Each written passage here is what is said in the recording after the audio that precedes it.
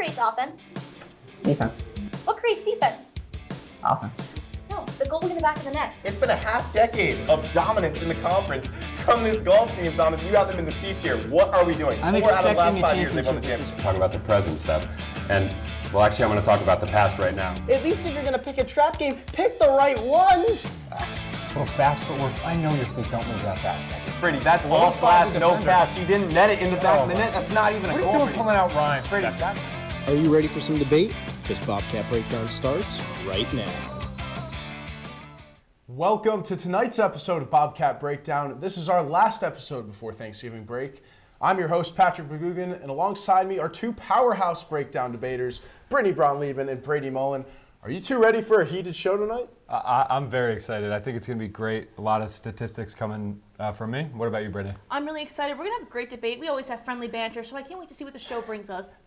Well, let's start tonight off with some hoops debate. Men's basketball is 2-2 so far this season and is 1-1 in their last two matchups after losing to Yale 97-60 and beating Maine 70-64. What do you guys think is more crucial for the Bobcats to find consistency? Amari Monroe getting back to form or Jaden Zimmerman taking control of the offense? Brady, you're the men's basketball beat reporter. Let's start with you. I'm going to have to say it's Jaden Zimmerman stepping up. Look, I know he's averaging 16 points per game, and Amari Monroe is averaging only 13.5, but when we're looking at Monroe, he's the reigning MAC Player of the Year. He was the preseason Player of the Year for this year, so they're going to put their best defender on him. They're going to try to do their best to lock him off. Obviously, Maine didn't succeed. He has a 17-point double-double with 12 rebounds, but I think Zimmerman, yes, he's averaging 16, but he's putting up 15 and a half shots a game. That's horrible efficiency, and he has the second most turnovers on the team at 11. Brady, I'm so glad we agree on the first question. I agree. Zimmerman stepping up is really important. You also have to think about this new team. You need other players to step up into that second man spot. Amari Monroe, yes, he always bounces back in MAC play, but you're losing key players like Paul Atiano, Caden Bennett, and Savion Lewis. Now you need who's the second guy in command. So I think Zimmerman stepping up is huge for the program. And currently he's leading the team with points in 64. He has 7 threes. You know how many Amari has so far in the season? He only has 3. Jeez. It's doubling But we're early in. We're 4 games in. We're still early, yes. I think Amari, he has the chance, not even the ability, he will step up, like you said. And I'm glad we're really agreeing on this first one. It's a great start for us. But I think that right now, you can't expect Amari Monroe to be the guy for the Bobcats because, as I said, he's being locked off. And they've played some great teams in Yale, St. John's. I wrote an article on it. You guys should read that. CCSU, and now Maine. And I think that we can't be looking at the numbers from Amari right now because you're going to guard their best player. What do you think, Brady? No, I agree with you exactly. Right now, Monroe, especially playing against teams in the Big East and the Ivy Leagues, they're going to lock him down. They're going to make sure he doesn't get the ball so that other players have to step up. So I think it's important, especially in this non-conference team, to find another guy who's going to step up in the situations, and that's exactly what Zimmerman's doing. I think he could be a possible, he's making a campaign run for All-MAC first team if he keeps it up. I agree with you. Well, keeping on the court, women's basketball has dropped 2 out of their last 3 games. They lost to Rutgers 64-55 and had a heartbreaker for St. John's 53-51, but came out on top against Yale tonight 69-46. So what do you think is more important for the Bobcats moving forward, shooting or defense? Let's start with our women's basketball beat report. Brady, even though they did win today against Yale, I still say what's more concerning for me is their shooting. You can't play a team in the Big East like St. John's and shoot 1 for 15 from the 3. That is it's atrocious, honestly. Not great. It's not great at all. And you need other players to step up, and other players were taking the 3. 1 for 15, Jackie Grisdale, the only one who shot the 3 ball that went in. But even like last year, Coach Fabry talks about all the time how important it is for players, just keep shooting if they're not going to make it. But that's when one player like Jackie Grisdale wouldn't make the shot, other players would step up. But now, no one's shooting 3s. I think you can't win games if you're not getting the ball into the net. Their defense right now, they're fine. They're keeping teams under 70 points. They're doing a great job communicating. It's just that if you can't shoot the ball, you can't win. Absolutely, and I just feel like we're a little too early into the season to be really looking at these shooting numbers. And if I had to pick between shooting and defense, I have it on my notes. I wrote shooting, based off exactly what you just said, but I think there's a bigger issue here and an underlying one, and it's playing a full 40 minutes. Look, Rutgers, very close game. Bobcats were leading most of the game, and then they led from 7 minutes and 25 seconds left in the third, all the way till 5:51 in the fourth, and it was that 5-minute mark in the fourth where Rutgers took the lead. Quinnipiac would score 18, Rutgers would score 18, Quinnipiac only scoring 10, 34 minutes of basketball from the Bobcats. Then, BU. Yes, they won this one, but the Bobcats score 6 in just under 7 minutes and give up 14. So while they were able to get going and kind of stop the bleeding there, it's these final 5 minutes where the Bobcats just kind of shut down, or it's a completely different team. And it also happened versus St. John's. They're up 42-33 with 7:15 to go, and somehow they lose that game. That doesn't make sense to me. And it just, I think that it's a full 40 minutes that we're not seeing from the Bobcats, and we saw it tonight. Obviously, they dominated the Yale Bulldogs, but if I had to pick, it's the full 40 minutes, not just shooting, not just defense for me. No, I agree. I actually like that pick. It kind of puts them both in perspective, but the question was about picking Well, of course it was, and I picked that's all I shooting. have to say. That's all I have to say. Of course it wasn't, and we agreed on shooting. Like you said, the 1 for 15 wasn't great, but if we're looking at the numbers, opponents' points per game last season, they averaged 57.3, and the Bobcats this season are 57.7. So obviously defense isn't the problem, and I think it's just a little bit of everything.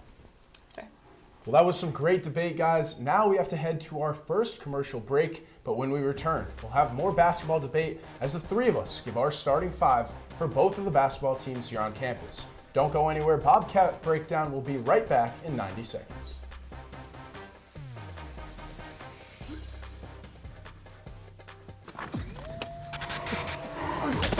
Multiple studies have shown that marijuana can slow both driver reaction and response time, which can be really dangerous. He's here. He's here. Wait. What? I can't drive. Why? My. Oh.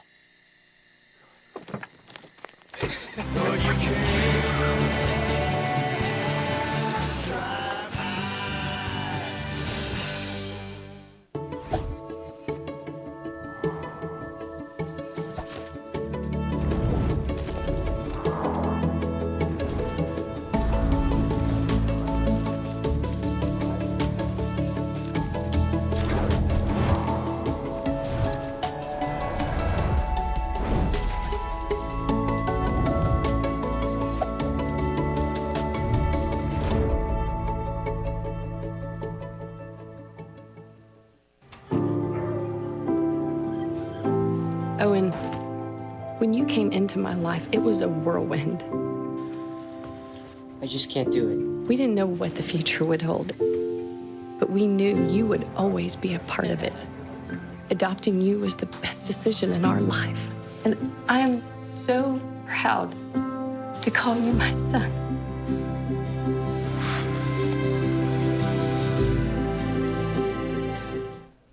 Welcome back to Bobcat Breakdown. Since the men's and women's basketball teams have both played 4 games, we're taking a look at the starting lineups for both squads and choosing who we think is the most ideal starting 5 for the respective teams.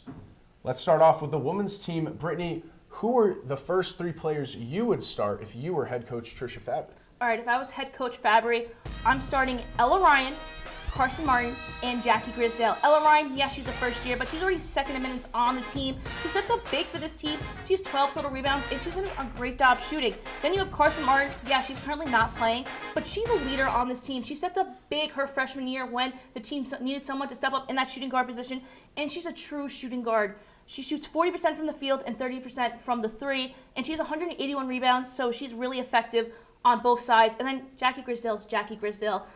3-year captain. She knows what she's doing. She currently leads the team with 62 points, shooting 42.6 from the field. She's just a fantastic player. Brady, who are your guards? Yeah, so I agree with Jackie Grisdale.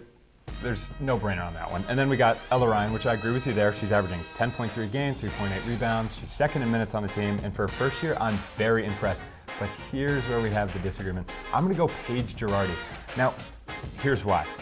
Carson Martin coming off that, she hasn't been playing. So when you're coming off of not playing for a little while, you got to ease back into it. I don't think you toss her right back into it. So I think for at least until conference play, it depends how long she's out for, but you stick with the 5 we're sticking with right now, and we'll get into the other 2 after this, obviously, but you stick with those 3 guards right there and keep that chemistry going, especially when, they're all playing lights out. I just can't believe you're going to pick Paige Girardi over Carson Martin. I think Floor Carson general, Martin, absolute glue guy on the court. okay. That's my debate. Well, Brady, let's see your full starting five for the women's team. Brittney, hopefully we agree here. I'm going Ella O'Donnell and Anna Foley. Brady, I have to agree with you. You cannot pick Ella O'Donnell or Anna Foley. They're doing a fantastic job this season, really stepping up, especially with Grace LaBarge graduating. Ella O'Donnell really stepped into that role. Anna Foley's been starting for some time now, but Ella O'Donnell I've been really impressed with so far this season. Another thing I like about O'Donnell, and something you wouldn't really expect from the 4 or 5 position, she's leading the team in assists with 11. She's tied with Paige Girardi, actually, which is another floor general thing, but she's averaging 9.8, 5.4 rebounds, and like I said, just those 11 assists, so she can score and dish, and she had some great moves for St. John's. I know you know that spin move I'm talking about, Brittney. I was actually going to bring that up, how, when they were struggling shooting from the three, O'Donnell was driving to the basket and getting those layups. She was fantastic, doing a great job, stepping up for the team, and that's the type of player you want starting. The only thing that concerns me with Foley is just the foul trouble. She has 15 so far in 4 games, so look, I used to play center. I love using, you got 5 for a reason, so just making sure that they're smart and they don't take you out of the first half because you get an early 2, something like that, but I'm glad we can agree here, and I'll just leave it at that. Let's end on a good note. Well, I've got to also agree with Brittney here, and I have Martin in alongside Ella Ryan. She's just got more experience than Girardi. They're both juniors, but she's played more, and she's also just a better shooter. I have to agree, yeah, and also Carson Martin is just more of a consistent player. Paige Girardi, you never know who you're going to get on the court. All right, whatever you say. Now, to the men's basketball team, Brittney, who would you start at guard? All right, my 2 starting guards. You're probably thinking inside the box. I'm going outside the box. Let's hear it. We're starting with Jaden Zimmerman and Keith McKnight. Right now, Jaden Zimmerman leads the team with 64 points, 3 assists, 8 rebounds. It's just great all around. Then Keith McKnight, yes, he's a first year, but he's doing a great job, kind of stepping up, coming off the bench and really getting those points. He's 3rd on the team with 46 points, and he's 5th in minutes with 86. He has 16 rebounds, 5 steals, and he leads the team with a shooting percentage of 56.7%. I just think he's doing a great job, and he should be rewarded for how well he's doing on the court. Brady, who are your guards? I agree with you on the Jaden Zimmerman, but you did say he's playing great. His efficiency is poor, as I mentioned earlier, but I think obviously you still put Jaden Zimmerman in there, but I'm going with a Sim Jones. Look, he's not off to a great start right now, but Brittney, when you first got here at Quinnipiac, were you a social butterfly? It probably took some time to get comfortable, so look, he came from FIU last year where he played great. He averaged 9 points per game, 2.4 rebounds, 2.2 assists. And look, I think that we just haven't seen that of Sim Jones yet, but it's definitely not time to give up on him. I'm going to sound like a broken record here, but we're only 4 games into the season. No, I understand, but at what point, he came in to fill in that Savion Lewis role where he's going to be that point guard, dish and assist, and getting people the points. But he hasn't done that yet, so let's try something new. And by the way, when I first got here, I was very much a social butterfly. Good for you. I guess I probably wasn't then. Maybe it's a me problem. But we're talking about filling that Savion Lewis role. He didn't have a great start to the season last year. So I think that it's a young team that the Bobcats have here, and it's going to take a little bit to get this chemistry going. And as I wrote in my article, by the way, which you should read, by the way, which is second plug, they've played very well. And they've played some very good teams, but you can't give up on these Bobcats yet. It's no time to hit the panic button, nothing. They're going to be very good. They're in good hands with the Sim Jones, and he's going to be the one to get the job done, but it's just going to take a little bit of time. I agree, but I just think that if it's not working, try something new. Let's think outside the box. How can you say it's not working 4 games in?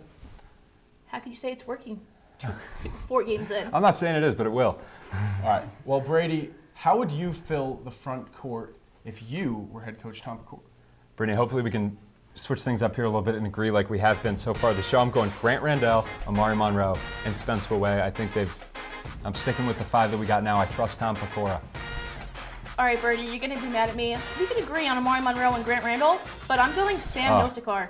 I think that once he's fully healthy, he's going to step up and be huge for this team. I just haven't been really impressed by Spence Waway.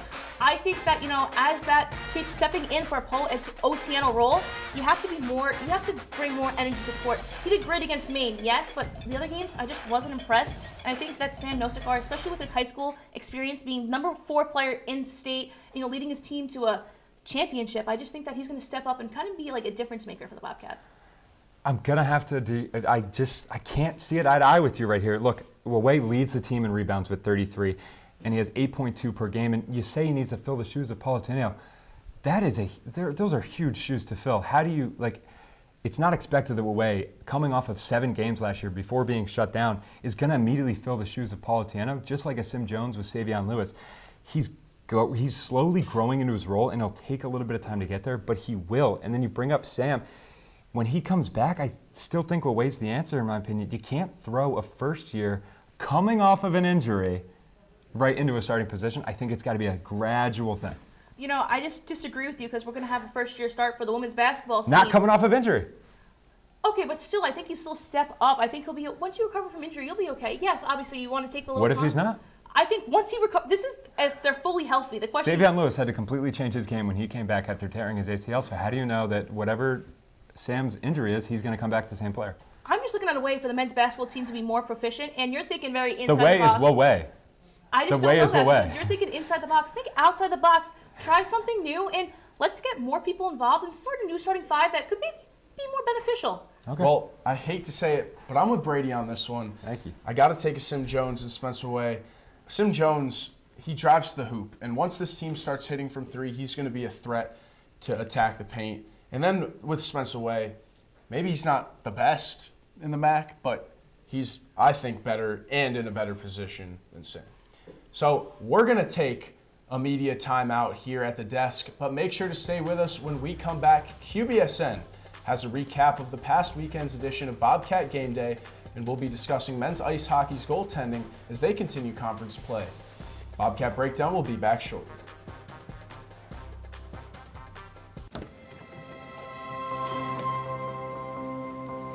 The impact of a meal goes well beyond feeding our bodies. Because when people are fed, futures are nourished. Everyone deserves to live a full life.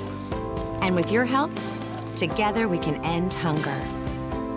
Join the movement at feedingamerica.org/actnow.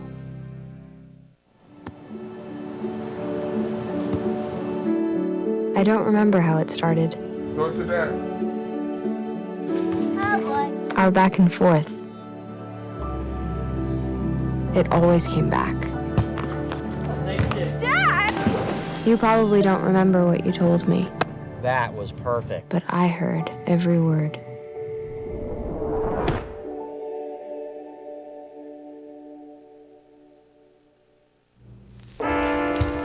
There are a lot of temptations facing young people today, like electronic cigarettes and skateboarding.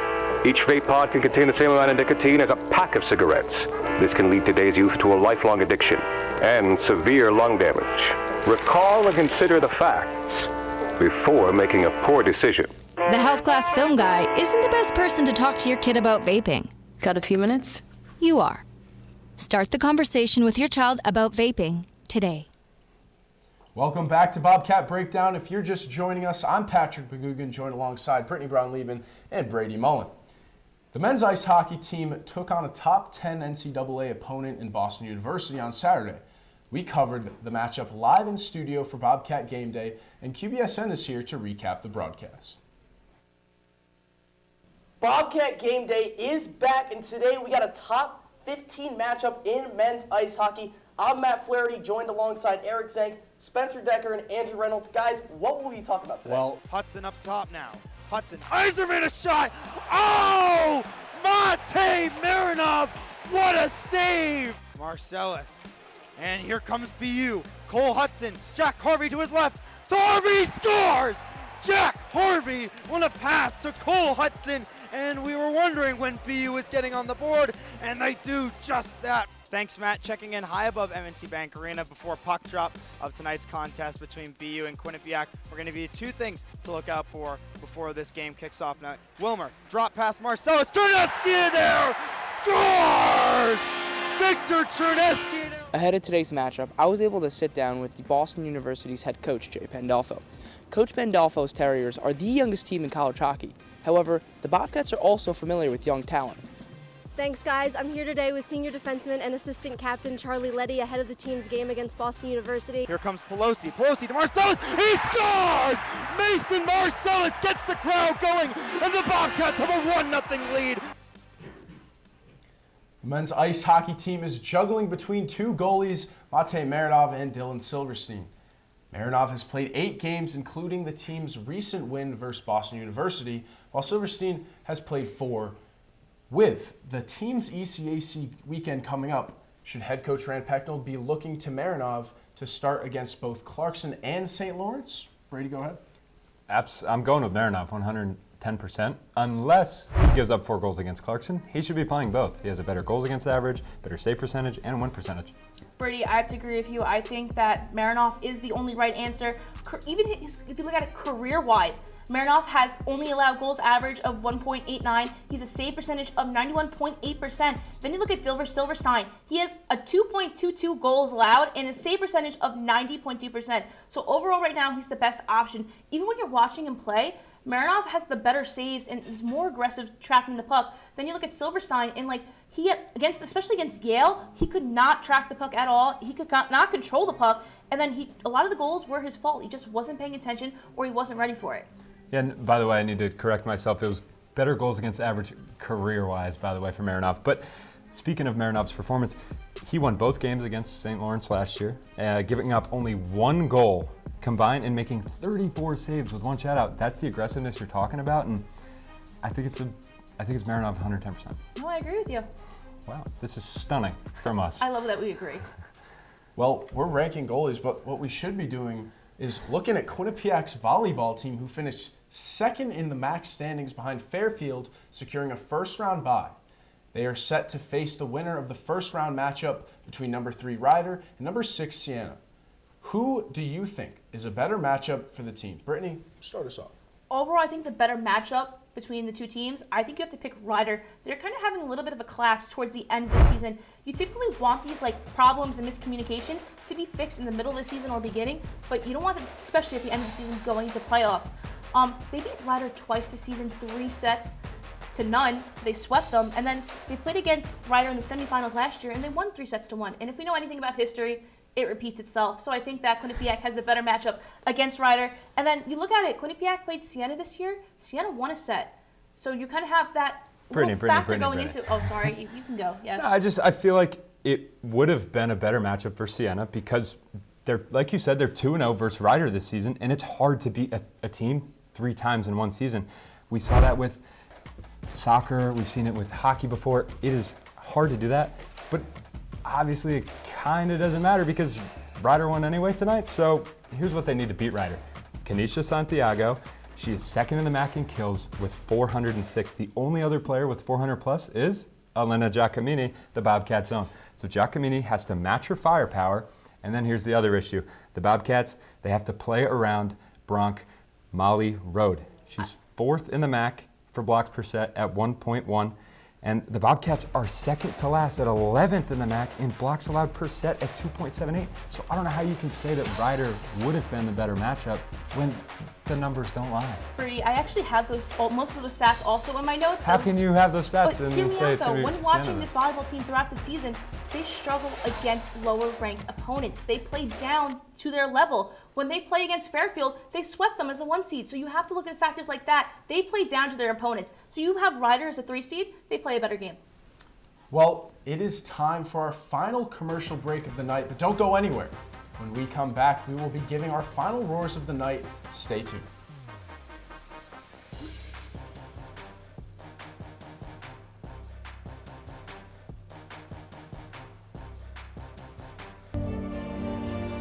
Have you ever helped a fellow veteran? Of course. Yes. Have you ever asked for help yourself? It's always tough, right? I always feel like I can solve my own problems, but eventually, you just can't deal with it on your own. And you start to question, maybe people would be better off without me. And you realize that you're not alone. Once you take that first step, there's so much support. Life's daily battles are not meant to be fought alone. We're not powerless, so long as we don't lose sight of what's important. Don't be afraid to seize that moment to talk to your friends. Cloud, you okay? Because checking in on a friend can create a safe space. The first step on our new journey. You coming? Reach out to a friend about their mental health. Seize the awkward. It's totally worth it. Everyone has a ritual. That small thing we do to keep us focused. But what do you do to keep your head in the game? To drown out the self-doubt and support your mental health.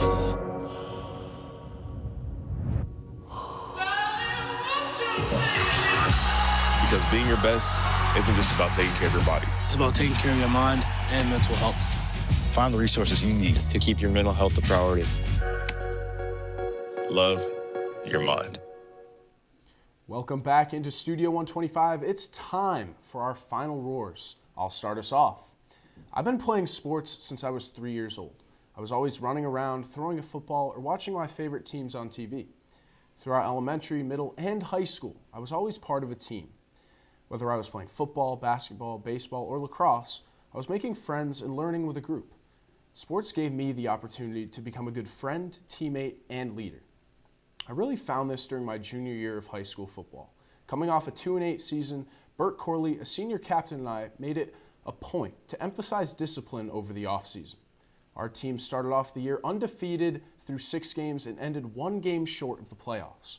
I was proud of our record that season, but I was more proud of each player's level of commitment towards one goal. Coming to college, I was excited for a new opportunity and a new chapter of my life. But after a few weeks, I knew there was something missing. It wasn't the fear of not making friends or worrying about not living on my own. It was something in my life I never lived without: a team. For the past 3 months, student media has been my new team. Joining Q30 and QBSN has been instrumental to my success this semester. Between beat reporting and taking various roles on Bobcat Breakdown and Bobcat Game Day for Q30, then broadcasting and co-founding QBSN's brand new podcast, student media has allowed me to pursue my passion of communications while staying close to what I love the most, sports. I have found my team at Quinnipiac and can't wait to learn, grow, and succeed with everyone involved. The one thing we can't control in life is change. Change is something that always happens, whether we like it or not. The one thing we can control is how we react to it. You can stay upset with the situation, or you can adapt to the outcome and better yourself. Yes, this happens all the time, especially in friendships. We can't stop the future, and we can't change the past. This can be used for sports too. The field hockey team announced last Monday that they would be leaving the Big East Conference. The Bobcats are coming off a historic season, winning 10 games, the most since 2013. After not winning a conference game in the 2024 season, this season Quinnipiac went 2-5. They even had the chance to almost make their first Big East tournament appearance. They were winning the last game of the season against UConn at halftime. They couldn't get the job done, but in the end, they still had a successful season. After 8 years playing in the Big East, they now moved to the NEC. We can now never find out if the Bobcats could ever win a Big East tournament. After this season, I believe they could have been a powerhouse, but now we will never know. We just moved to the next chapter. This season, the Bobcats defeated 3 teams in the NEC. This might be the chance for Quinnipiac to make their first ever NCAA tournament, which would be the most exciting chapter of program history. When trying to write this, I went on quite the journey. I talked to multiple people about the ideas I had and which they thought I should write about. I told myself that it needed to be this philosophical piece that resonates with the viewers, when in reality, it just needed to be honest. I'm constantly told that I put too much pressure on myself, and I'm sure many others hear the same thing. I know whoever tells me that is most likely correct, but I'm unsure why I do it and how I stop. While I'm not trying to say I have the answer, because I feel that it is different for everyone, hopefully mine can at least get one person to start thinking about it in the right direction. I believe I am this way because anytime I do something, I expect to be great at it. Yes, it is good to hold yourself to a high standard and push yourself, but I go beyond that when I'm beating myself up for it. If I was great at everything after the first try, I'd be rich. I wouldn't have to go to school, and I definitely would live in a way warmer state. The saying, if it was easy, everyone would do it, comes to mind. You should be proud of yourself for even trying new things, because even if it's not perfect or great, you are still doing what most don't, going out of your comfort zone and striving for your goal. As cheesy as it sounds, to peak a mountain, you must start at the bottom. I believe that there are 3 different types of people in this world: those who never attempt and are full of what-ifs, those who give up the minute a challenge arises, and those who don't stop till they reach the top. Be the third person, but don't beat yourself up for it if you slip or fall. That's all the time we have here tonight for Bobcat Breakdown. Thanks for tuning in and spending your evening with us. Make sure to follow us on Instagram and at Q30 Sports, and check out our website at q30tv.com. Thank you to the producers and everyone working hard behind the scenes. For Brittney, Bronleben, and Brady Mullen, I'm Patrick McGugan. Have a happy Turkey Day, Bobcats.